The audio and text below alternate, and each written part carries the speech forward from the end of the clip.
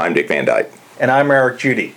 We're examining whether hybrid annuities are a good inflation hedge, and the reason we're really looking at this is because we've got the Wall Street Journal here, and it says, we've got Obama making a big budget gamble. We're seeing a lot of headlines right now on the budget, Eric. And we're looking at all the news coming in, and by golly, we're looking at inflation in the way that Social Security deals with inflation. Right, and I think that this is something that folks are starting to wake up to, and that is the thoughts of inflation and how it's affected them, and how now that the government is going to pull back on their ability to hedge against inflation with Social Security. Yeah, we should have called this the mythical CPI index, because I think what we're talking about is how everybody kind of measures inflation and how we know what we're going to make.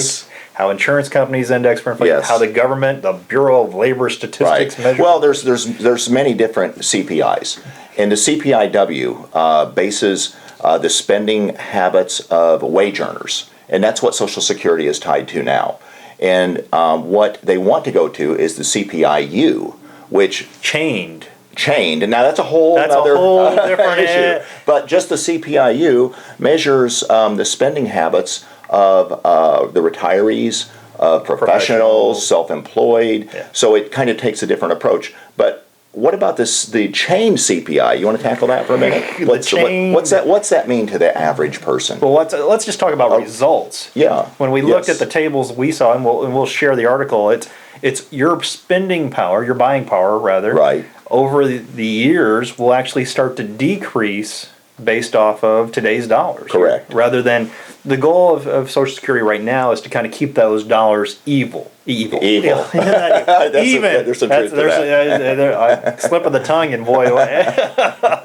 So keeping them all level, basically, level across your retired years. Now, if you look at the table when we start looking at that chain number, it's like, your spending power is going down. Well, and Eric, this is based on standard, normal inflation rates that we've seen, and then that's taking it over a long history. And if we just look at, we've had 20-year periods where we've had easily 4% inflation. Yes. And so many economists out there believe that we've set the stage for a much higher inflation. So that could be a much larger decrease in spending. And the way, folks, that the unchained CPI is really explained, and that is that retirees, so let's just take retirees for an example, can find less expensive ways to live. So let's be real. I mean, you don't have to drink Starbucks when Folgers, quick and easy, 99 cents on the quarter versus Folgers has the same amount of caffeine and it's hot. Yeah. So you can fix your own cup of coffee,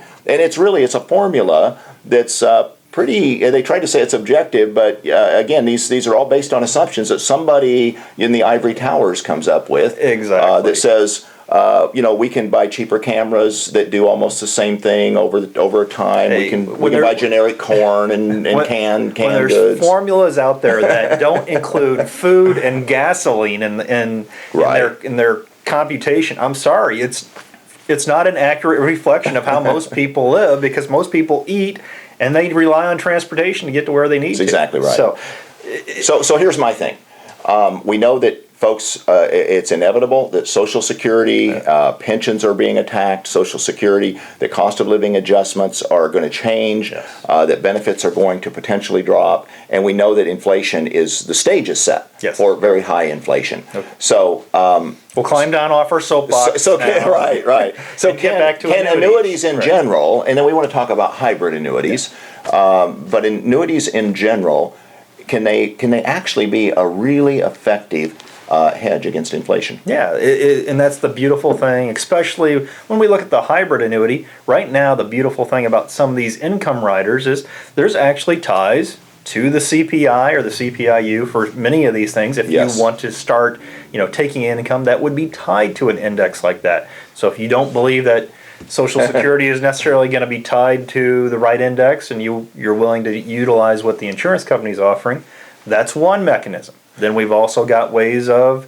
laddering especially with hybrid annuities. Yes, we do. Because you can defer an income growth, or basically a guaranteed income growth, through those same income riders. So that's been a traditional way that we have used the income riders is in laddering, so that you know that maybe within 5 years you're going to need to start some income, but you've got additional amounts of money that you can allocate from your portfolio to maybe an annuity that's going to start in 10 years, and maybe another one's going to start in 15 years. But one of the challenges that we still have is that when most of those turn on, they are a level payment. Throughout life. So you've really helped to offset and hedge against inflation, by pushing out a predictable, determinable, higher rate of income, like a personal pension would do.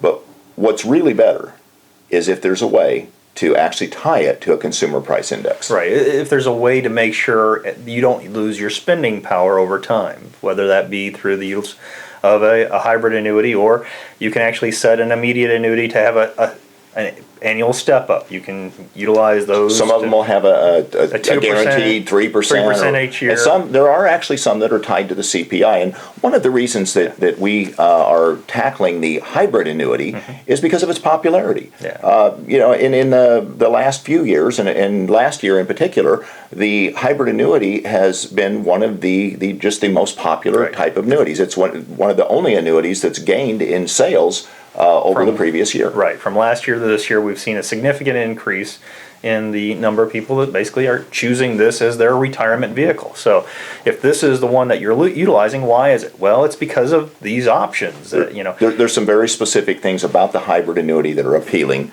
And folks, just to hit those briefly, in case I miss one, Eric, pick it up here. But you've got income guarantees with the hybrid annuity.